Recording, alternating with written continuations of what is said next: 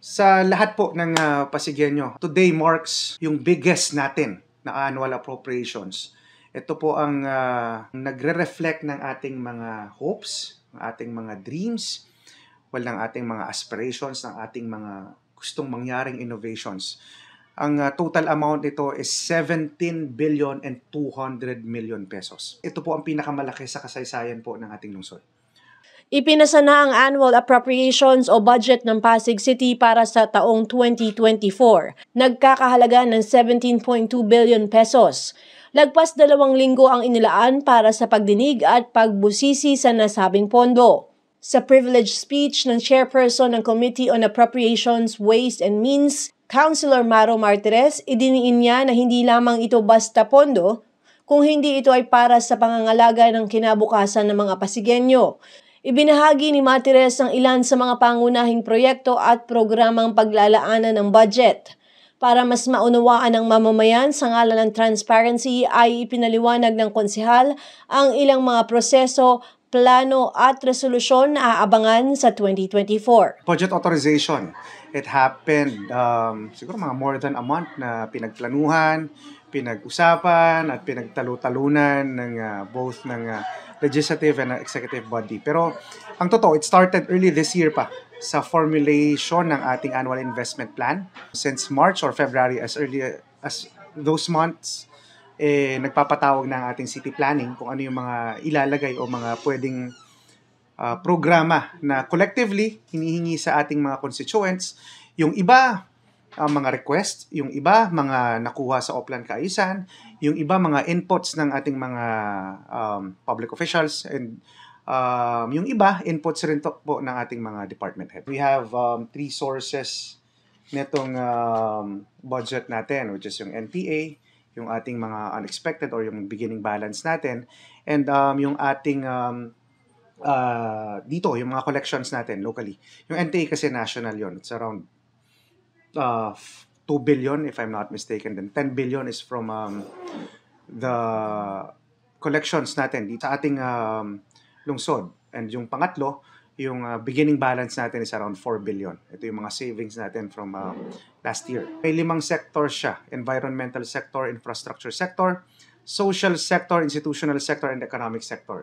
So isang highlight dito na nagawa ng sanggunian is doon sa infrastructure sector natin, na kung saan hindi tayo papayag ng walang program of works kung tawagin bago tayo magbigay ng approved budget sa kanila. Dapat pag merong infra project, halimbawa isang open space, isang basketball court, kailangan alam na nila or puntahan ng ating mga engineers, gawa ng programa, gawa ng plano, ilang bakal lang kailangan, gaano karaming semento, gaano karaming yero, ilang manpower ang kailangan natin. May estimate na sila noon para makita natin kung ano yung pwede nating aprobahang budget. Yung practice kasi na yun, ang mangyayari, makakatipid na unang-una tayo yung pag-allocate natin. Kasi pag nag-allocate tayo halimbawa ng isang basketball court na nagkakahalaga ng 20 million, kung may POW na ready, bumaba siya into 18 million. So yung 2 million na yun, pwede na natin gamitin agad sa ibang programs. So pagka hindi kasi, pag naka 20 million siya and then pag nag-bid tayo publicly, biglang 18 million, yung 2 million na yun, hindi natin pwedeng galawin agad. Marireprogram lang natin siya through a supplemental budget or the following year natin, i-declare natin siya as savings natin. Unlike kung may POW, mas marami na tayong mga programs, plans, and activities na pwede na nating paglaanan na agad sa ating annual appropriation. Yun yung isang major step na nagawa for this annual appropriations. Kaya this year, we will expect more infrastructure project both sa 20% na ating community development fund and sa infra projects natin na inilaan ng ating engineering office. So pangalawa, sa economic sector natin, na kung saan nandiyan ang PCIST, nandiyan ang PC Ledio natin, nandiyan ang peso natin, ang public employment natin, na kung saan we required them na magkaroon ng loop or to end the loop na kung saan training, after the training, dapat may trabaho. Kung may trabaho o may skill, dapat may bibili ng produkto. Para natatapos yung kabuhayan dito sa atin, mas structured siya, mas meron siyang patutunguhan. Kasi from the previous years, training lang tayo ng training, and then hindi siya nakalink sa ating public employment. Hindi alam kung saan pupunta pagkatapos mag-training. Pag skill naman, pagka nakakagawa na sila ng mga produkto, after that, hindi alam kung sino naman ang bibili. Unlike ngayon, ang ginawa natin, tinapos natin yung loop na yon para nang sa ganon, may kapupuntahan po lahat ng mga nagte-training, lahat ng mga tinutulungan natin ng livelihood, mas maging next step na tayo pagdating sa ating economic development. Pagdating naman po sa health, humigit kumulang 4 billion collectively, PCCH natin to operate, yung Child's Hope natin to operate, yung Pasig City General to operate, and the CHD natin, yung preventive care natin. Ito yung nandito sa City Hall, at ito yung mga health centers natin. So, yun yung nasa primary natin. Expect more the preventive side ng lokal na pamahalaan natin na kung saan, syempre, ayaw na natin madala pa sila sa mga ospital natin. Ayaw na natin silang kumatok pa sa secondary at mga tertiary hospitals natin. So, yun yung mga pagdating sa health. Siguro, pwede ko na rin banggitin, magkakaroon na tayo ng libreng yung mga laboratories, mga annual physical exams sa ating mga senior citizens next year. We're planning actually to cater around 90,000 na senior citizens natin, if I'm not mistaken. And then, may isa sa katuparan na rin po yung pagbabahay-bahay ng gamot sa ating mga senior citizens as long as updated ang kanilang mga annual physical na check-up. And then updated ito sa ating mga health centers. It's on first read naman pero titingnan pa rin natin kung ano yung magiging mga challenges nitong ordinansa na to. Sa social naman po, ang mga isa din dito sa mga highlights nito is yung mga infrastruktura pagdating sa houses na nagki-cater sa ating mga street children, improvement sa pagkaalaga natin ng mga senior citizens na, well, sad to say, may mga cases tayo na mga inaabandona, na hindi na inaalagaan, wala na tayong tumatanggap sa kanila na pamilya. So, part din ito nung budget na ito na makater yon. And then, isa rin po na ang lahat po ng indigent na solo parents natin. As we speak, merong 2,600 po na registered na solo parents or may ID. Pero mabibigyan pa lang po ng 1,000 peso allowance every month is yung mga indigents. So, we follow the national law at nag-create na tayo ng local version nito. So, isa yon sa mga highlight ng ating OSWD, Office of the Social Worker and Development. Environmental sector, representative by our local chief executive na si Sir Allen ng SWAMO and siya rin ng sa Senro, in-expand natin yung pagkolekta ng basura by administration. Ibig sabihin daw, ayaw na nating ikontrata ito sa labas.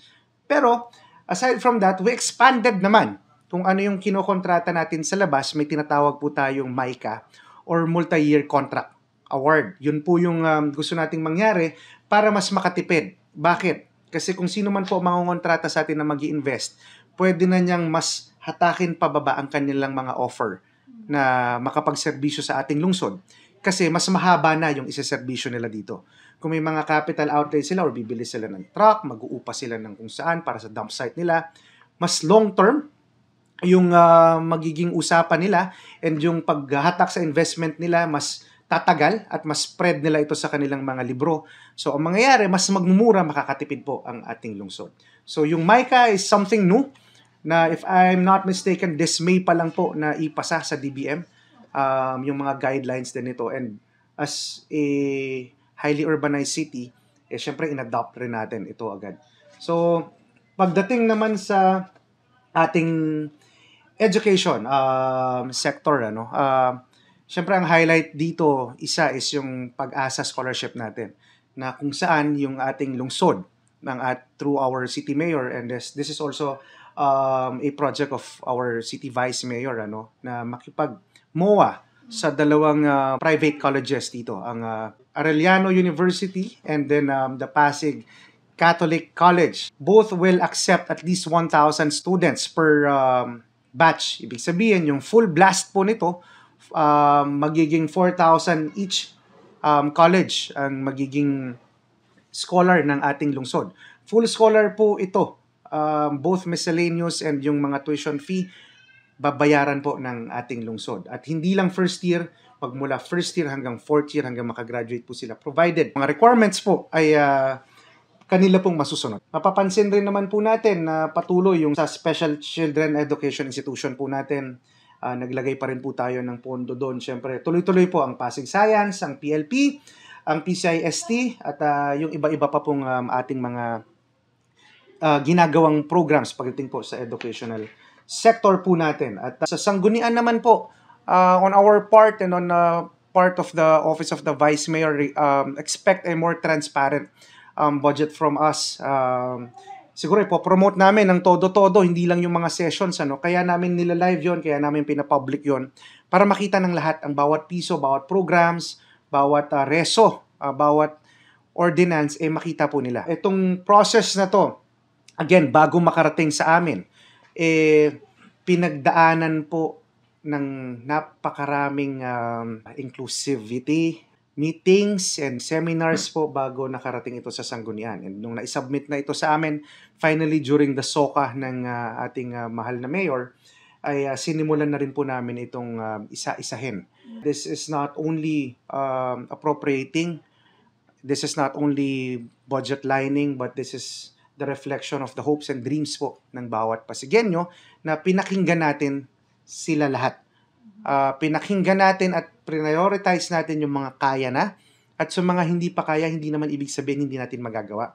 Yung 17.2 billion pesos po, 45% po doon ay required po na ipasweldo po ng gobyerno sa kanilang mga empleyado. So, bakit hindi taasan? Bakit hindi damihan? Hanggang 45% lang po talaga kasi ang pinapayagan ng batas. Again, may bureaucracia na po dyan. Yan po, dinatnan na lang po natin at may mga batas po na nakapaligid dyan. And then 20% po of that is for the development fund. And meron pong 5% na DRM fund. Yung 5% na yun, hati po sa dalawa. 70% po na pre-disaster preparedness and 30% for the QRF. Yun yung sa 5%. And may contribution rin po tayo sa national agency na mas kilala natin bilang MMDA. Na 5% din po ng ating pondo ng lokal na pamahalaan. At sa mga barangay naman po, meron din po tayong inilaan na assistance po ng ating lungsod. Sa maliliit na barangay, 3 million pesos every year po ito, which is sinama rin natin sa annual appropriations. At sa malalaking barangay, 5 million pesos. And then, expect po ang ating mga constituents, na yung liquidation din po nun at kung saan gagamitin ito ng ating mga barangay officials, lalo ngayon may mga bagong elect po, congratulations po sa kanila, ay ilalathala po natin. Anong mga infra project ba to? Anong mga activities ba to? Anong mga programa ba ito? First, would like to thank syempre yung local chief executive namin, si Mayor Vico. Yung free hand about dito sa executive budget. Kapag may nakikita kami na hindi naman effective na mga programs, pinapabayaan niya kami na ayusin or i-tweak or mas ilinyada ito dun sa nakikita namin na mas effective. Kasi at the end of the day, ang kinukonsulta rin ng taong bayan is yung mga officials, mga public officials. Kaya naman kung minsan nagkakaroon passionate, ayoko naman gamitin na nagkakainitan. Passionate. Then sa bandang huli, nagkakaroon naman ng compromise. Nagkakaroon naman ng pagkakaintindihan. And then, live ito lahat.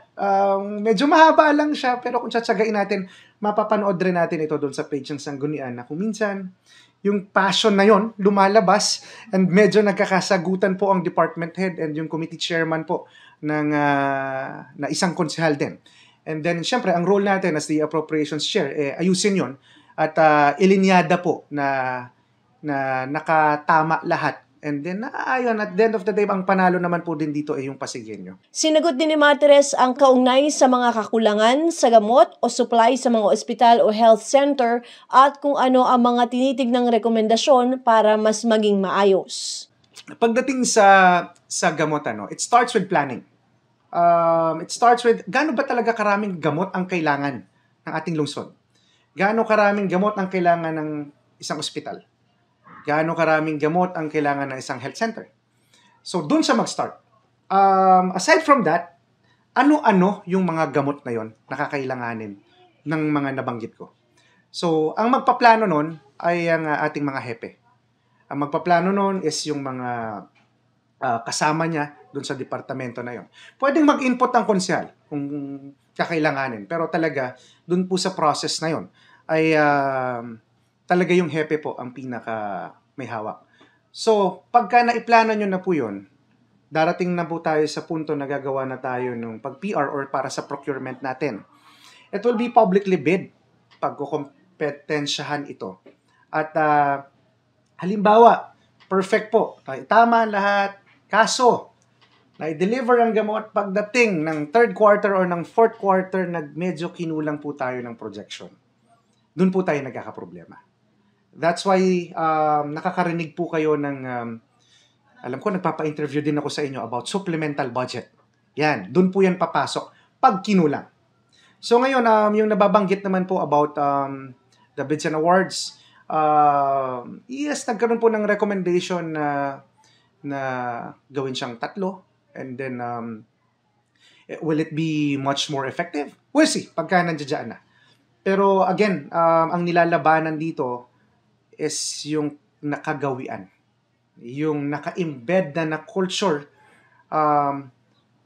If I may say, wala akong maisip na salita, na politically correct na salita, is we are trying to end corruption. We are fighting the embedded na nakasanayan na way na pwede yan, unahin na natin yan, which is mali. Na dapat talaga dumadaan siya sa tamang pagpaplano, tamang pagpapresyo ng mga budget, at tamang mga produkto yung makukuha ng bawat pasigil. We are trying our best na hindi na lahat ng pondo na ilalaan natin will be utilized. Yun naman kasi talaga. Sa lahat po ng viewers, ang gobyerno po, hindi po maganda na nagtitipid dahil sa hindi nagamit.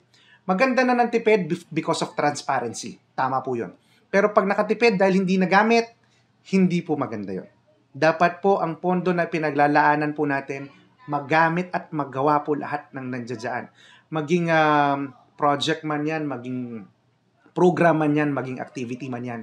Kailangan po lahat yan ng pinondohan, magawa natin bago matapos po ang taon.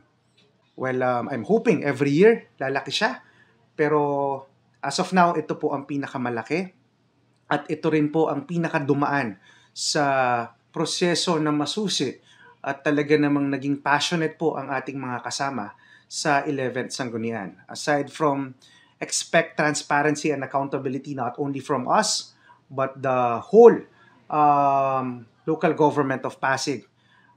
Expect that we will deliver. Expect that we will do this with utmost integrity and maidala namin ang serbisyo sa bawat Pasigenyo nang hindi lang nakangiti, pero in the most passionate way na talagang gusto po namin maibaba ang buong pondo sa bawat Pasigenyo. Ako si Luan Peñano para sa latest ng iNews Pasig.